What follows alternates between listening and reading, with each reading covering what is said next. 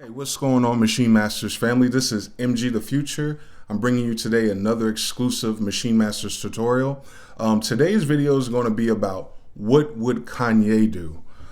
This particular track I'm making within Ableton Live, and it's featuring an upcoming sample pack from Paul Cabin called What Would Cabin Do? So I thought it'd be cool to kind of play on that and kind of bring some techniques or more techniques that I've gathered while listening to Kanye West. What I'm going to do first in this video is just give the track a straight playthrough. Then I'm going to show you the different elements within Ableton Live that I utilize to put it all together. I want to touch briefly on the music theory and why I made some of the choices that I made. And then at the end, I want to show you some cool plugins or mixing type techniques that I've read over the years that Kanye West mix engineers use. So first, let's start the track. This is using Paul Cabin samples, two of them in fact. One's called Suspect and the other one's called Sunset. And this is from the What Would Paul Cabin Do Volume 1, I believe. Let's check it out.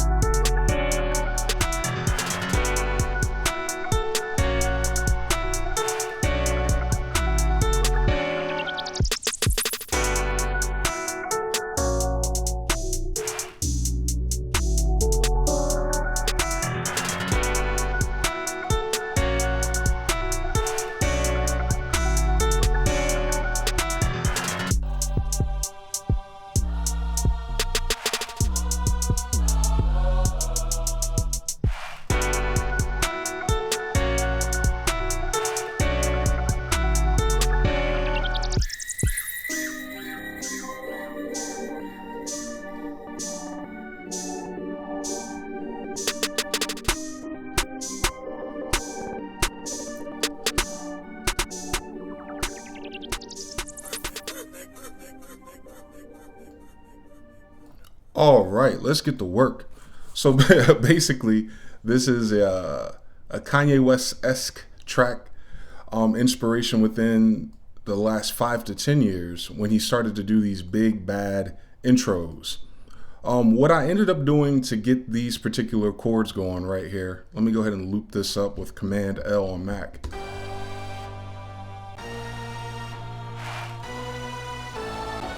So what I got going on is a few layers of octaves. What I ended up doing on the original sample, Suspect, and I'm going to try it real quick. Hopefully it's cooperative during me making the video, because it's usually not when I try this. But I'm going to convert harmony to a new MIDI track by right-clicking on Suspect.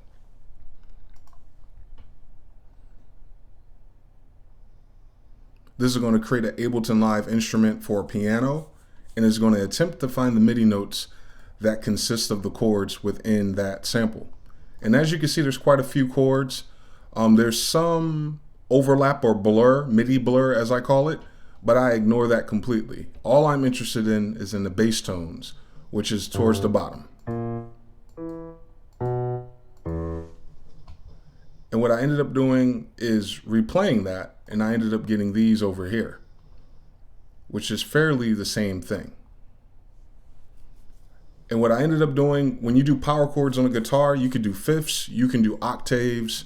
I'm pretty sure you can do different intervals or inversions as well, but it's usually 2 notes. And as you can see through most of this, these are all omnisphere instruments. So I got a choir, because there's always a choir in one of these tracks, a power guitar being ran through Raw, which is a UAD distortion plugin. Really grungy. Matter of fact, it might be too grungy on this track. If I'd use it in a mix, I'd probably bus it so I can turn the wetness down on it, or use it as a send basically. The octaves on actual piano, a dark piano, and then a power chord again on a track I called Juno. A lot of people don't know this, but I don't know if he still does, but Kanye West used to collaborate a lot with a producer named Jeff Basker. And Jeff Basker went on to produce his own bands and what have you. But in a lot of their interviews, they're always fond of the Juno, the Roland Juno. Omnisphere doesn't have Juno per se, but it does have other Roland synthesizers. So I think I ended up with the Jupiter. Yeah, Super Sauce from the RS-09. So that's this part.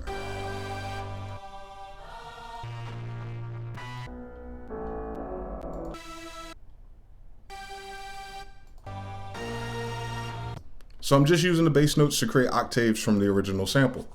Another thing Kanye would do is he would collaborate with whatever producer is hot at the moment. He always does. He has tracks with DJ Mustard. He has tracks with everybody. And more recently, you'll notice this with Designer and that producer, Father Stretch My Hands Part 2, I believe, and Metro Boomin, of course.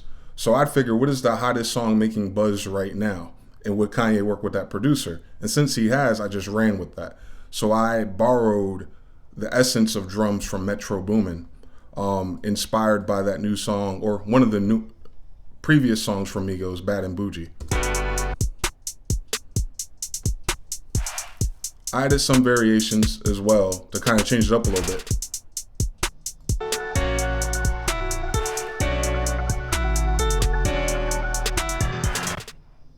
So that's one. So using that or being inspired by whatever the hot producer is at the moment, you can never go wrong as far as rhythm goes.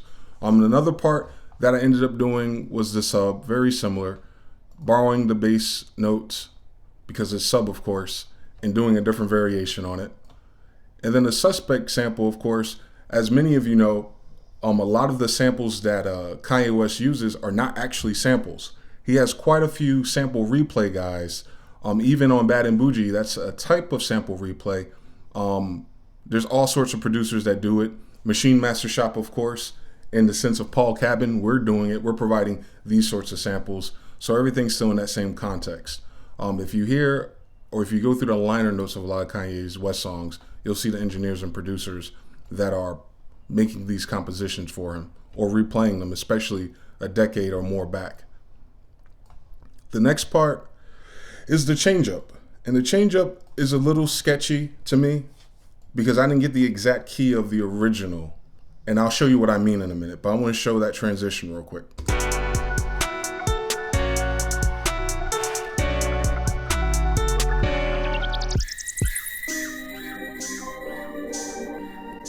It works to go into this, but it didn't work as smoothly as I wanted coming back into it. But he normally doesn't switch the sample up to the end of the song anyway. I just wanted it to be more flush. So what ended up happening is, of course, I'm always telling you guys about Key Finder. I threw a bunch of samples in here, try to figure out stuff. But the Suspect, which is the main piano part of this particular track, was in A major. Although when you analyze the MIDI notes and convert it to a scale, it's not. It looks and feels like a blues scale. So I took this particular program's word for it. Let me just go with A and find the relative minor of A major. So this brings up this site. And when you choose the Rand-Sculler circle of fifths, we're going to choose A major. Your relative minor is always in the same position on the opposite side of the chart. What I mean by that is this chart is divided into a red sector and a blue sector. So the middle key that's on the 1 is the root. So A, red sector major, is the root. The relative would be the middle key in the blue sector, or in the minor, blue minor sector. So this is F sharp. So in order to compensate for that, or to make the adjustment as needed, from the second sample, which is Sunset, which is being registered as B minor, thankfully it's minor, all I had to do is adjust the steps back to F sharp minor, and that's what I ended up doing via the transpose function. So technically it works, but I have a feeling it could be much better had I chose a different scale.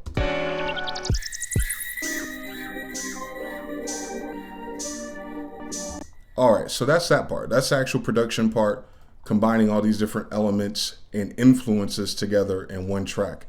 The next part is just loosely based stuff on the mix. I have an automated cue for the filter or the low pass happening throughout the track to create that, not necessarily underwater. This is not a Drake Noah thing, but this is just automation to kind of give the track movement.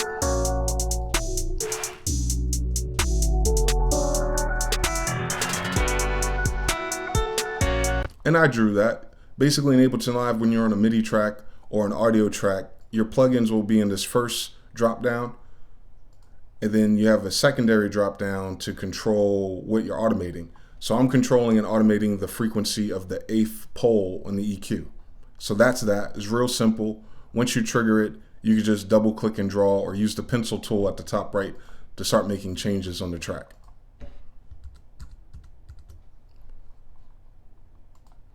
Beyond that, I'm using the bit reducer to kind of give it that grainy texture, because it's a replay instrument, but I wanted to give it that lo-fi vibe, that lo-fi hip hop vibe.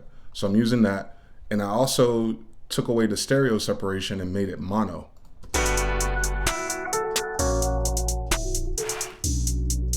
When I remove it, it's cool. It's more spread. But I wanted to make it sound a little bit, wanted some phase cancellation, some dirtiness, basically. Same thing with the switch up. This harmony is just from the MIDI data. And that's pretty much it. I'm grouping these together and just bussing it with the guitar lead solo preset. And I'm using the octaves from the choir again, because a lot of Kanye tracks break down into that gospel choir I guess he does sessions with from Chicago.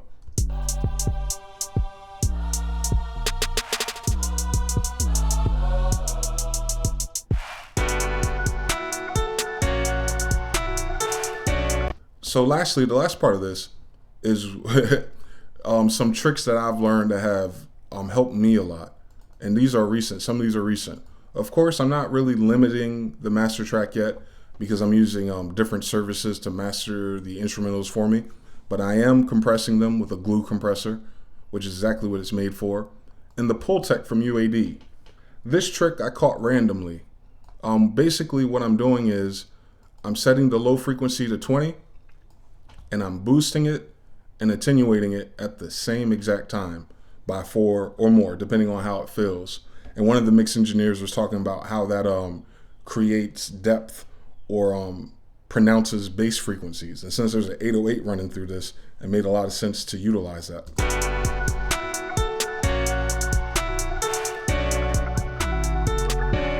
You hear it? It's different. I was a little bit more muffled in the back. Then I turn it back on.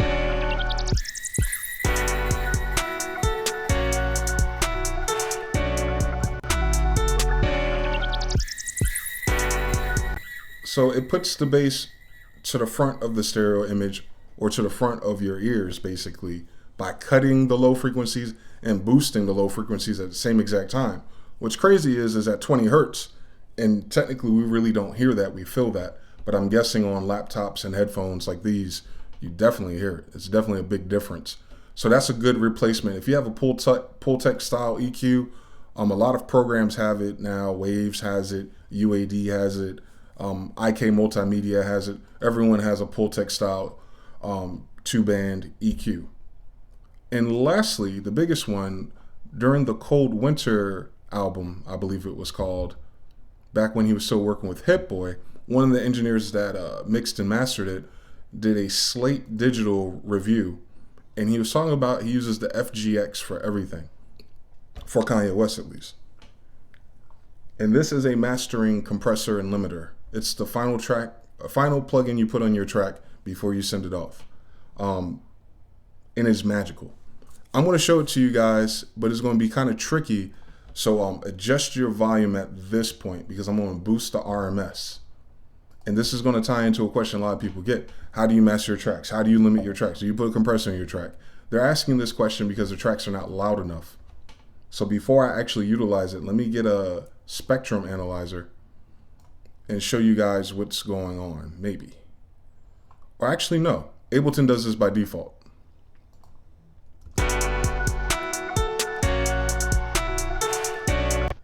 if you pay attention to Ableton Live's any of the mixer channels since version 9, you're going to see a solid neon green bar and then a darker neon green bar. The darker color is actually RMS. It tells you how loud the track is perceivably.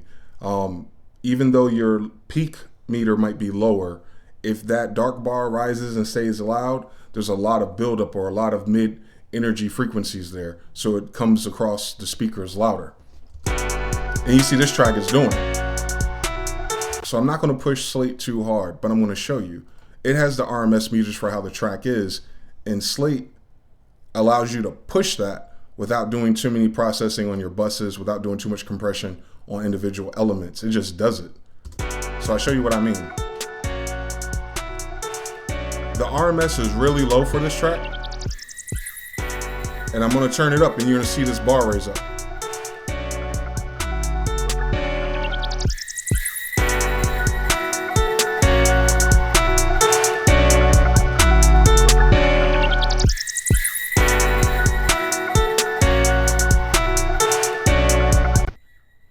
So yeah, just for that knob alone, that's why they use this plugin. It takes your perceived loudness and pushes it all the way up. I do not recommend going over -10 RMS according to the plugin's readout. So right in this range, right when it starts to turn orange. But when you start watching, or if you put this on EDM mixes and other tracks, or if you buy new songs off iTunes and run that on top of it, you'll see some of them push that envelope even further and have more consistency in that range without a lot of drops. And that comes from the compression. So you can compress it on top of that to kind of keep the RMS consistent. But I don't bother with all that. I just push it up to so it peaks at -10 or -12. And if it feels right, it is right.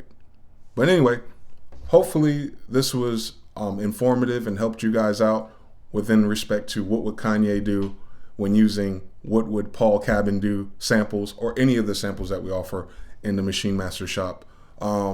Brief announcement, I'm going to have the Maschine Jam course is done. I guess we're going to put certain things together to make sure it's right. That should be coming out soon. I'm using the Maschine Jam exclusively within the Maschine software to help you guys who won the jam and bought the jam, so you guys can navigate through it and put together some cool techniques.